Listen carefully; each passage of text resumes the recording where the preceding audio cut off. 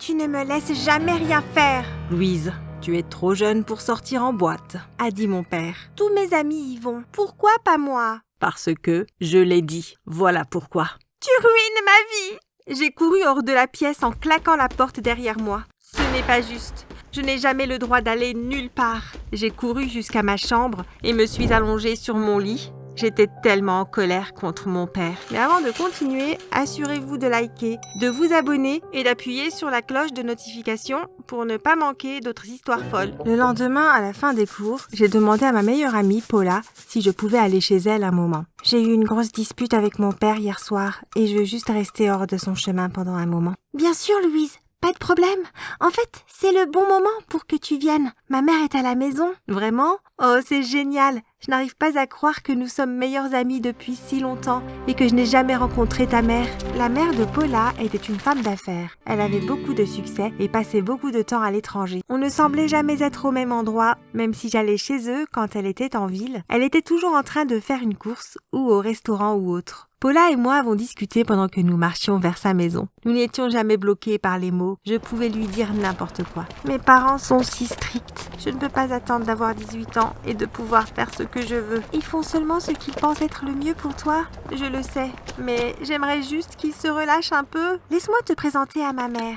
Nous sommes entrés dans la maison de Paula. Sa mère était debout, devant la cuisinière en train de remuer un pot de ragoût. « Maman, voici Louise !» La mère de Paula a cessé de remuer et s'est retournée. « Bonjour Louise, on se rencontre enfin ?» « Oui, c'est vraiment un plaisir de vous rencontrer. Reste ici avec maman une minute, je vais juste ranger mon sac d'école. » Paula est sortie de la cuisine et m'a laissée seule avec sa mère. « Ce ragoût sent délicieusement bon. » « Tu ne vas pas rester très longtemps, n'est-ce pas? Il n'y a pas assez de ragoût pour que tu puisses aussi dîner. » Oh non, bien sûr que non. Je me suis sentie un peu blessée par la façon dont la mère de Paula m'avait parlé. Elle avait été très méchante. Si je ne savais pas autre chose, j'aurais pensé qu'elle me détestait. Heureusement, Paula est revenue à la charge. « Viens Louise, montons dans ma chambre !» J'ai suivi Louise à l'étage. Quand nous sommes entrés dans sa chambre, je lui ai dit ce que sa mère m'avait dit. Je ne pense pas qu'elle m'aime bien. Oh, je suis sûre qu'elle ne voulait rien dire par là. Peut-être que tu as mal compris ce qu'elle a dit. Je savais que je ne m'étais pas trompée, mais j'ai décidé de l'oublier. Je voulais profiter de l'après-midi avec Paula. Quand je suis rentrée à la maison ce soir-là, j'ai parlé à mon père. « Je suis désolée de ce que je t'ai dit. Je sais que tu m'aimes. » Je suis aussi désolée. Je n'ai jamais pu rester en colère contre mes parents très longtemps. À la fin de la journée, je les aimais. « Écoute papa, je sais que tu ne veux pas que j'aille dans un club, mais Paula organise une soirée pyjama chez elle ce week-end. S'il te plaît, je peux y aller ?» Au début, mon père semblait un peu réticent, mais après que je l'ai supplié, il a finalement accepté. « Ok, tu peux y aller pour la soirée pyjama, mais assure-toi de ne pas rester debout toute la nuit. » Le lendemain à l'école, j'avais hâte de trouver Paula et de lui dire « Mon père dit que je peux dormir chez toi ?» Ouais, c'est génial. Oh mon Dieu, on va tellement s'amuser. Vendredi soir, moi et 2 autres filles de notre classe, Kim et Tracy, sommes allées chez Paula. Sa mère avait mis des matelas sur le sol de sa chambre pour que nous puissions dormir tout ensemble. Toutes les 4, nous nous sommes relayées pour jouer aux jeux vidéo et essayer différentes coiffures. Nous avons décidé de regarder un film. « Maman, on va mettre le film maintenant !» a crié Paula. « Ok, je vais vous apporter de la pizza. » Nous nous sommes installés devant la télé. 10 minutes plus tard, la maman de Paula est entrée dans la pièce avec 3 cartons de pizza. Elle en a remis un à Paula et un à Kim et Tracy. Désolée Louise, nous n'en avons que 3. Paula a vu le regard de déception sur mon visage. « C'est bon maman, je n'ai pas très faim de toute façon. Louise peut partager la mienne. » Je me suis sentie très mal à l'aise après ça.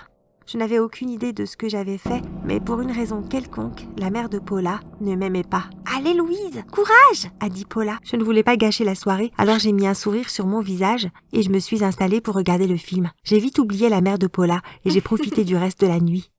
C'est quelques semaines plus tard que j'ai reçu un SMS de Paula. « J'ai des nouvelles excitantes. Nous partons pour une semaine de camping et j'ai le droit d'inviter un ami. Je veux que tu viennes avec nous. » J'ai couru en bas et demandé à ma mère. « Je peux aller camper avec Paula et sa famille ?» Je ne vois pas pourquoi pas, tant que tu te comportes bien. « Je le ferai, je le promets. » J'ai rapidement envoyé une réponse à Paula pour lui dire que j'étais autorisée à aller avec eux. J'étais si excitée. Paula et moi avons passé les 2 dernières semaines du trimestre à parler de toutes les choses que nous ferions. Il y a une rivière où on peut faire du canoë et pêcher. Nous pouvons faire une promenade le long de la falaise. Nous pouvons louer un vélo et nager dans l'océan. Tout cela avait l'air si excitant. Je n'avais jamais fait de camping auparavant. Le lendemain, le matin de notre départ, je me suis réveillée environ 1 heure avant que le réveil ne sonne. Mon estomac avait des papillons et je pouvais à peine manger mon petit déjeuner. Maman m'a déposée chez Paula et j'ai frappé à la porte. Paula l'a ouvert, un énorme sourire aux lèvres. « Entrez !» Le père de Paula a mis tout le matériel de camping et nos sacs dans leur voiture et nous sommes partis pour le camping. Cela nous a semblé une éternité pour y arriver. Les filles, attendez ici pendant que nous allons chercher notre numéro d'emplacement. Il n'a pas fallu longtemps pour qu'il soit de retour et que nous montions la tente. Paula et moi partageons une tente et sa mère et son père dans l'autre. Nous avons gonflé les matelas et étendu les sacs de couchage par-dessus. Pourquoi n'allez-vous pas vous promener tous les trois pendant que je finis de mettre en place le reste des choses ? A dit le père de Paula. Bonne idée, a dit sa mère. Nous allons prendre le chemin qui longe la falaise. Nous nous sommes mises toutes les trois à marcher. Le vent soufflait dans mes cheveux et je me sentais si étourdie. Il ne nous a fallu que 5 minutes pour atteindre le début du sentier longeant le bord de la falaise. Oh non, a dit la maman de Paula. J'ai oublié mon téléphone. Paula, fais-moi une faveur.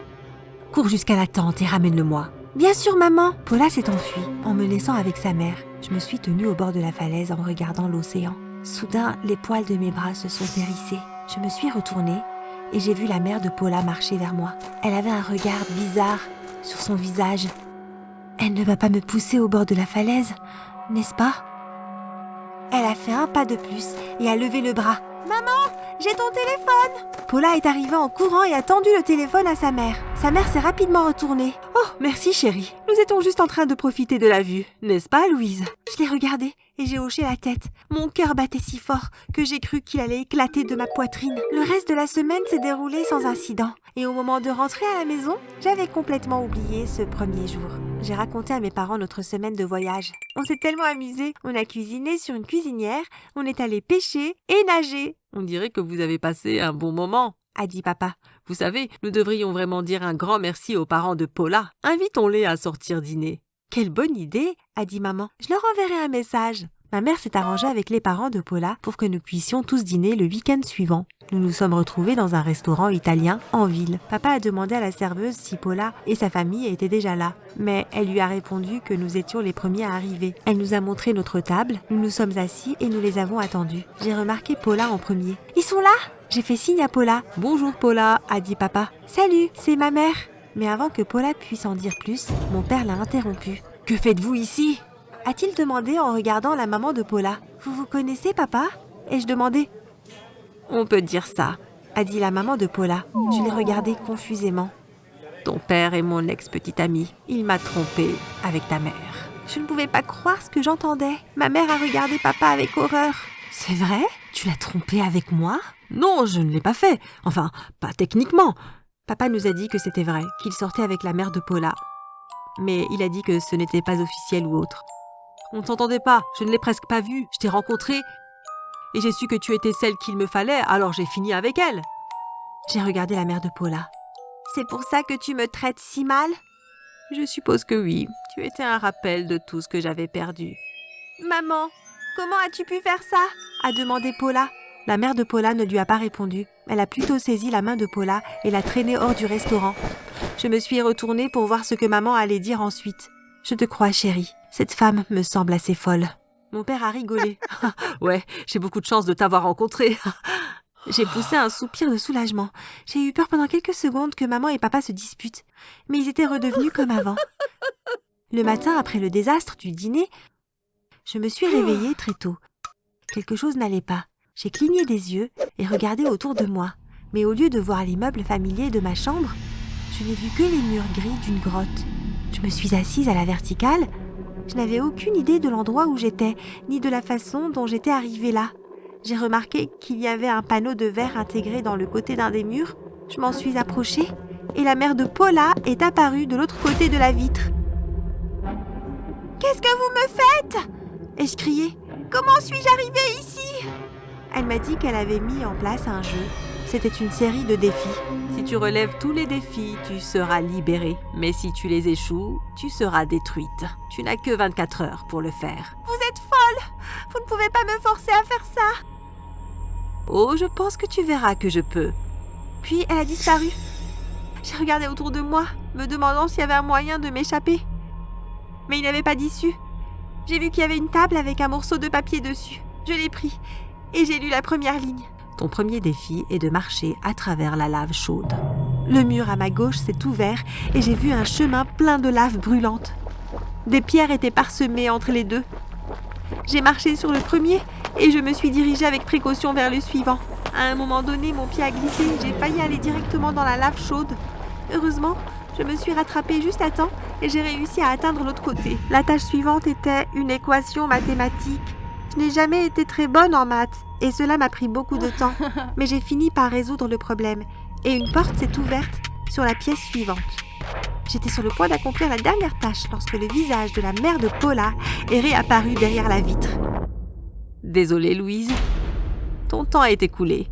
Tu as pris trop de temps pour accomplir les tâches. »« S'il vous plaît, ne me faites pas de mal. Laissez-moi sortir !» Soudain, son téléphone a sonné. Elle a répondu à l'appel. Je pouvais entendre que c'était Paula à l'autre bout. « Aide-moi, Paula! Ta mère m'a piégée ici. Elle va me tuer !»« Maman, c'est Louise. Elle est avec toi ?» « Reste en dehors de ça, Paula. Laisse-moi m'occuper d'elle. »« S'il te plaît, maman, ne lui fais pas de mal. C'est ma meilleure amie. Ce n'est pas sa faute si son père t'a trompée. » La mère de Paula semblait déchirée. Doit-elle ruiner la vie de la fille de son ex ou exaucer le souhait de sa propre fille ? Je suppose qu'elle a choisi la seconde solution, parce qu'elle a fini par accepter de me laisser partir. Et quand elle a ouvert la porte de la grotte, je n'ai pas attendu une seconde. Je l'ai dépassée et j'ai couru aussi vite que possible. Je n'ai pas arrêté de courir jusqu'à ce que j'arrive à la maison. J'ai dit à mes parents ce que la mère de Paula m'avait fait. « Elle ne peut pas s'en tirer comme ça. J'appelle la police !» a dit papa. La police a parlé à la mère de Paula et elle a tout admis. Ils l'ont arrêtée et elle est maintenant en prison. Paula et moi sommes toujours les meilleures amies. Elle est triste que sa mère soit en prison, mais elle sait que ce qu'elle a fait est mal.